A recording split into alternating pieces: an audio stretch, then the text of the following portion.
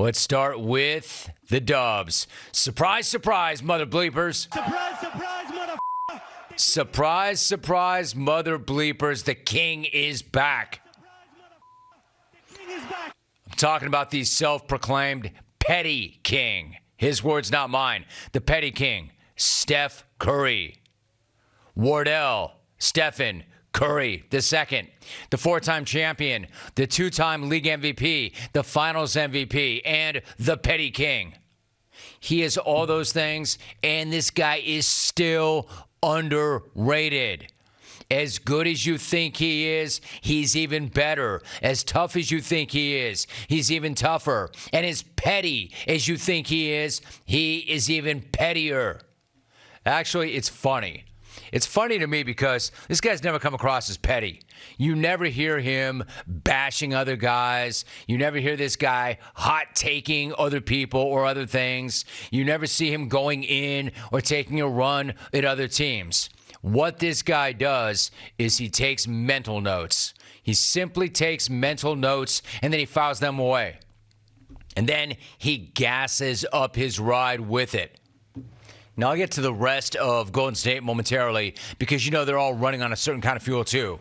But Curry's fuel is special. A special sort of premium rocket fuel. Because nobody does what this guy does. And no matter what he does, people keep coming for him. They keep missing how great this guy really is.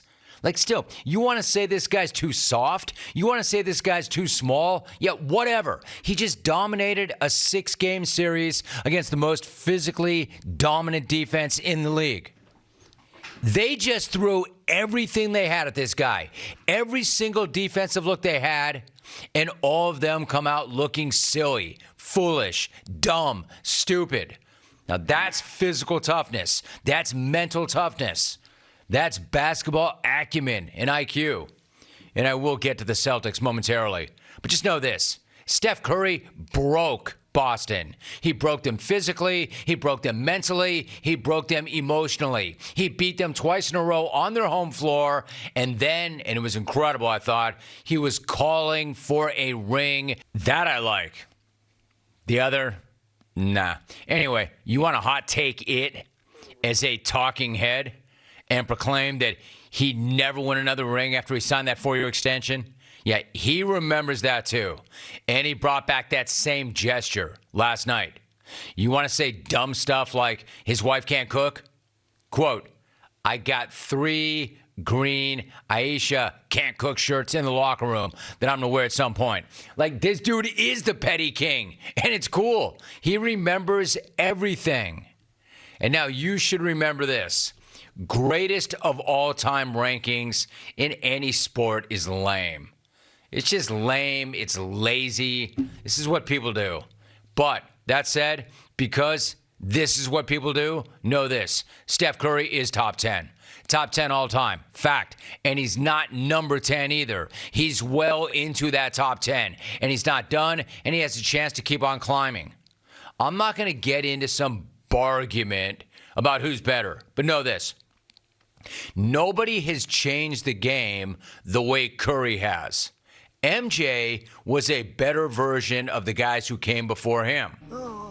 Same thing with LeGM. They were evolutions. Curry, though, is a revolution.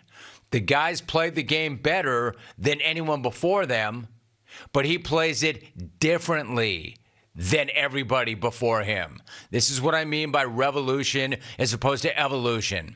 And then you've got the big 3, Curry, Clay, Dre.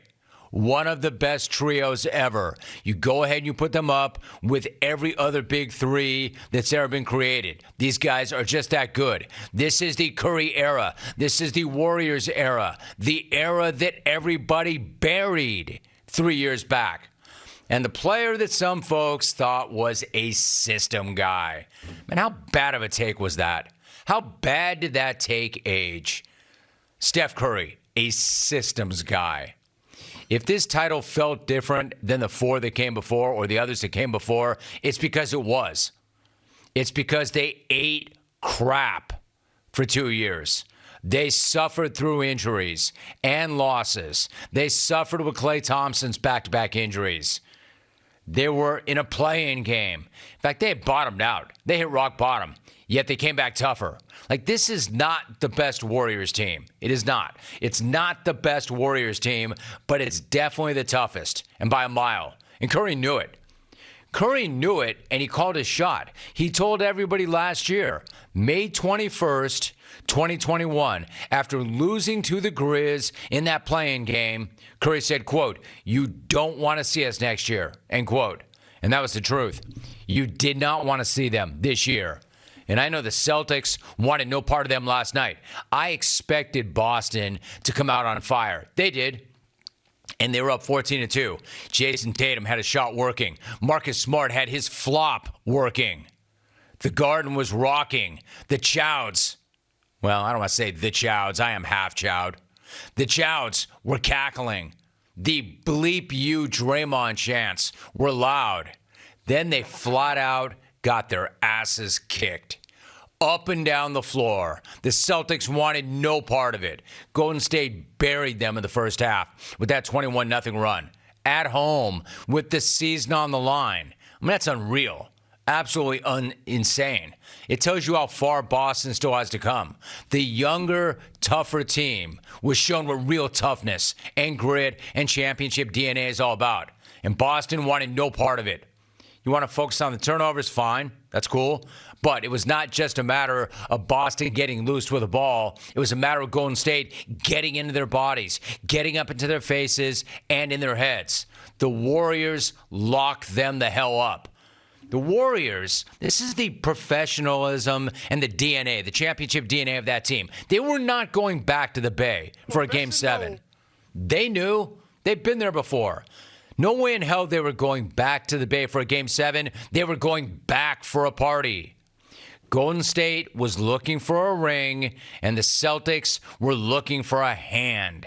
They spent most of the night flopping, complaining, and desperately looking for the refs to bail them out.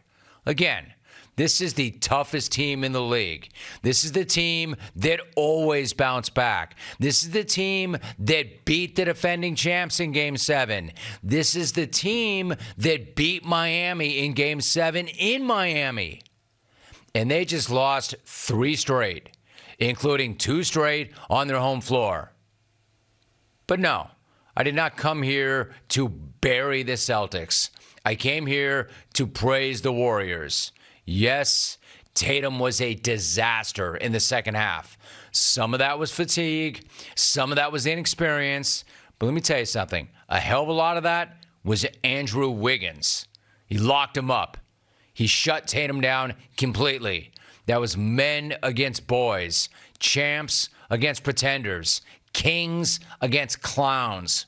Clowns. And it shows that as good as Boston is, as athletic as they are, as talented as they are, it goes to show how much farther they still have to go.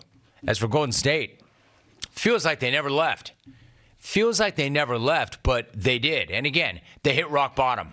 And that's what makes this one more impressive than all the ones that came before them. Again, I have seen better Warriors teams, but I have never been more impressed with them than I am right now.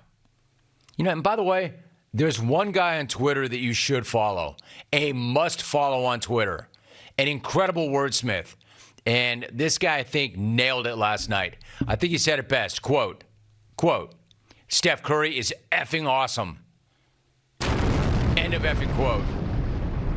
Now, that's the kind of analysis. That's the sort of elegance, even, that would net somebody a 3-hour show. Oh, wait. That's me. I was the one who said that. You're going to read that and say you don't want more of what that guy's selling? That guy's at Jim Rome. At Jim Rome. Check him out. Man's Game at Jim Rome. Am I right, Steph? Man's Game.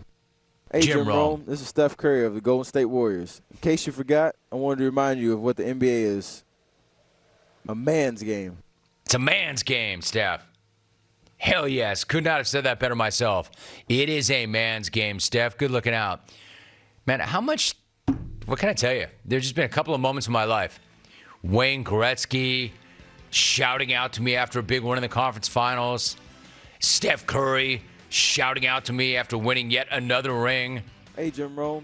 Hey, Steph Curry. Hey, Jim Rome. Hey, Steph Curry. Hey, Jim Rome. Hey, Steph Curry. Hey, Jim Rome. Hey, Steph Curry. Hey, Steph Curry. Hey, Steph Curry. What is it? Hey, What is the Jim NBA? Rome. Hey, Jim Rome. Man's game. It is, Steph. It is a man's game. Steph normally knows that better than you. I've got more thoughts. I thought Clay was unbelievable also in his presser. Clay was doing very Clay-like things. It was so funny. So credit to them. Again, I'm not here to bury Boston, although I could. More turnovers, not ready for prime time. The stage was too big. They're not there yet. I'm not here to kill them for that.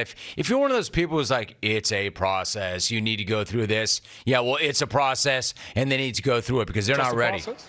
Could also make the argument that teams have shown up out of nowhere and won on the big stage for the first time. Anyway, respect Golden State. They earned it, and they're still not getting what they deserve, if you ask me.